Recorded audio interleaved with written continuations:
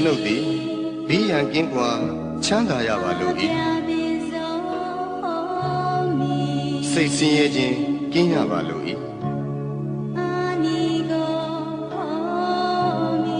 ကိုယ်ဆင်းရဲခြင်းကင်းရပါလို့၏ကိုယ်ဝန်ကိုယ်တာကိုယ်ခန္ဓာချမ်းသာစွာမွေးမြူနိုင်ရပါလို့၏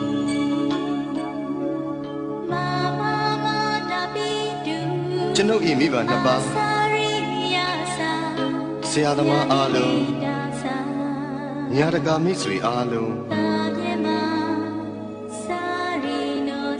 တရားကျင့်ပေါ်များအားလုံးဘေးရန်ကင်းကွာချမ်းသာကြပါစေ